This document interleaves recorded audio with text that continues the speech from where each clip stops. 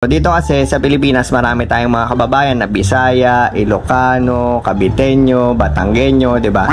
Para sa iyo, tingin mo sino yung pinakamagaling sa kama? Para sa akin siguro Ilan ang minimum na rounds ang dapat kayanin ng kababayan natin na yan?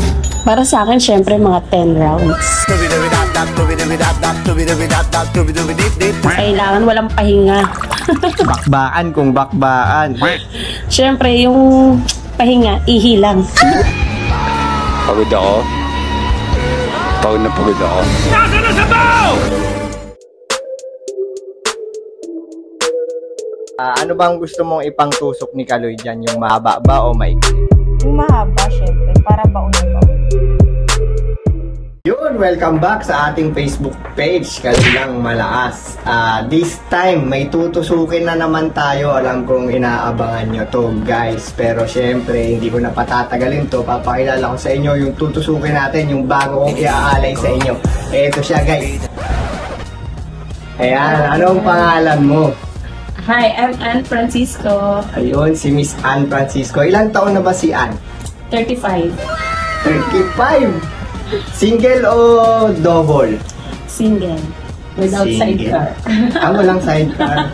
Single guys na walang sidecar. So, solong-solo talaga to. So, yun, syempre, alam nyo na rin to, bago tayo magtusok, 'di ba? Dapat dumaan muna siya doon sa ginagawa natin na kaltok, 'di ba? Kaya dapat kaltukan muna natin tong si Ann. So, ready ka na bang kaltukan ni Kaloy? Ready, always ready. Ayun pala, always ready. So, game na. Ito na yung kaltok natin, ha. Kaltukan na natin to.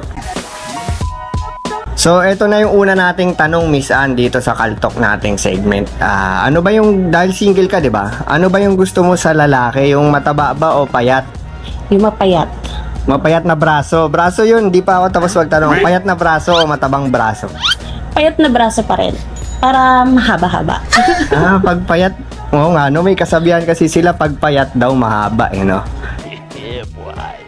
Sang-ayon ba kayo doon, guys? Ikaw, sang-ayon ka ba doon? Oo naman. Proven and tested ko na yun. Ayun, no? Proven and tested mo. May mga nakita ka ng mga payat na mahabang braso, ah. So, yun, dahil gusto mo yung payat na braso na mahaba, di ba, sa lalaki. Yung gusto mo bang braso na yan, yung maugat o yung walang ugat? Yung maugat. Yung pumuputok-putok pa yung ugat. Kasi pag maugat na gano'n, ibig sabihin, pukpok sa trabaho, di ba? Oo, tsaka para masarap tignan. Masarap tignan, no? Parang lalaking-lalaki talaga. Oo. Solid pag may mga ugat, di ba? Siyempre. Tapos yung umuumbok-umbok pa yung mga ugat-ugat. Nakaumbok pa yung mga ugat. Di naman puputok yung ugat. Hindi naman. Nakaumbok lang. Ay, basta visible, di ba? So, yun, dahil gusto mo ng payat na mahaba, na maugat na braso. Eto, isa pang tanong. Gusto mo ba yung braso na yun malambot o matigas? Matigas. Para masarap pisil-pisilin. No. Gusto mo yung matigas na braso talaga? Siyempre. Bakit ayaw mo ng malambot? Pero pag malambot, parang parang malamya. Gusto ko yung matigas. Hardcore, no? Pag matigas, no? Talagang... Saka pag nagmotor, di ba? At least safe ka kasi alam mo kaya yung pwede niya akong buhatin. Ayun. Dahil single ka naman, di ba? Sabi mo. So, dito kasi sa Pilipinas marami tayong mga kababayan na Bisaya, Ilocano, Caviteño, Batanggenyo, 'di ba? Para sa iyo, sa tingin mo sino yung pinakamagaling sa kama at kayang paligayahin ang isang Miss Ann? Para sa akin, siguro Batanggenyo. Batanggenyo, bakit mo nasabi? Medyo malambing sila pero hard. 'Di ba kilala yung Batangas sa mga balisong? Sigurado matulis yung mga yan, no? Kaya siguro yun yung para sa'yo. Sa tingin mo, ilan ang minimum na rounds ang dapat kayanin ng kababayan natin na yan para mapaligaya si Miss Ann? Para sa akin, syempre mga 10 rounds. 10 rounds isang gabi, no? Oo, kailangan walang pahinga. Bakbaan kung bakbaan.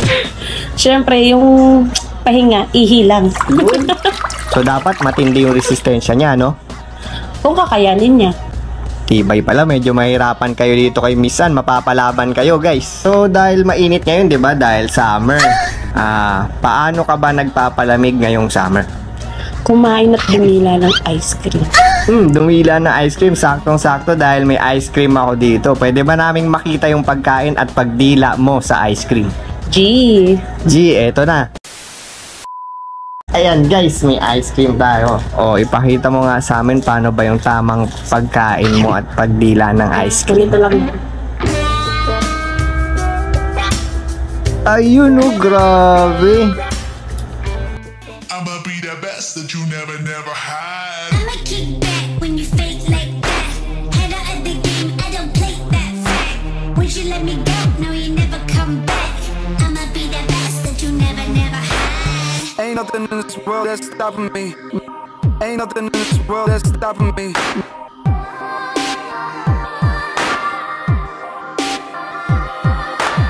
Ain't nothing in this world that's stopping me. So yun guys, nakaraos na kami ni Ate Ann. Nakapagtapos na kaming magtusukan. Ayan, ano masasabi mo sa tusok ko? Masarap ba? Masakit? Ano ba? Masarap na masakit. Ay, masarap. So yun. Yung importante nun masarap na masakit. Ayun, yung nasarapan ka, no? Tsaka nag-enjoy ka. So yun, may gusto ka bang i-shoutout sa kanila or batiin? Yan, shoutout sa mga Elio sa Kalam, si Max, si Faye, si Clifford, and si Maylene. Elio na tayo. Tsaka sa tambayan ko sa Ralios Bar, and sa Hype, and sa G-Side. Yun, tambay pala to ng G-Side eh. Hindi lagi kang lasing doon. Hindi ako nalalasing. Ay, hindi ka ba nalalasing? Guys, try nyo nga kung malalasing. Pag nakita nyo siya sa G-Side, lasingin nyo. Malabo. So yun, nag-enjoy ba kayo dito sa tinato natin dito? Hindi nyo na makita kasi nakadamit na siya. Kung nag-enjoy kayo, share nyo, mag-react kayo, tapos mag-follow kayo kung bago lang kayong napadaan dito sa Facebook page natin. So yun lang mga guys, salamat. Thank you. Yun nga pala, pa-follow nga pala sa Facebook ko. Oo nga pala guys, ilalagay ko rito yung Facebook niya, follow nyo na lang din siya. Tapos bahala na kayo. Alright? Thank you. Bye. Bye. Proven and tested mo, may mga nakita ka ng mga payat na mahabang braso ah. Madami na isa.